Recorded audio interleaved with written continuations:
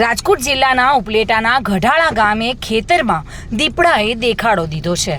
ખેડૂતો એમના ખેતરમાં કામ કરી રહ્યા હતા અને તે સમયે આ દીપડાએ દેખાડો દીધો હતો। ખેડૂત દ્વારા ઉપલેટા ફોરેસ્ટ વિભાગને જાણ કરવામાં આવી હતી અને તાત્કાલિક ધોરણે ફોરેસ્ટ વિભાગ પણ ત્યાં દોડી આવ્યું હતું અને ગઢાળા ગામના ભાવેશ પંપાણિયાના ખેતરમાં પાંજરું મૂકવામાં આવ્યું છે।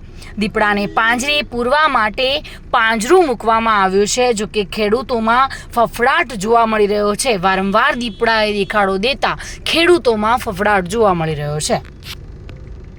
ઉપલેટા તાલુકાના ગઢાળા ગામના પૂર્વ સરપંચ નારાયણભાઈ આહિર આજે છેલ્લા 6 માસથી ગઢાળા ગામ અને આજુબાજુ વિસ્તારમાં દીપડાનો ભયંકર ત્રાસ હોય, જેથી આજે 6 માસની અંદર ગઢાળા ગામના 6 જેટલા પશુઓના મરણ કરેલ છે।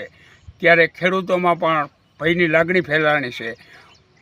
ગઈકાલે ભાવેશભાઈ ભીખાભાઈ પપાણિયા જેઓની વાસરડીનું ગઈકાલે મારણ કરેલ હોય, જેથી ફોરેસ્ટ ખાતાના અધિકારીઓએ ત્યાં પાંજરા મૂકવાની વ્યવસ્થા પણ કરેલ છે।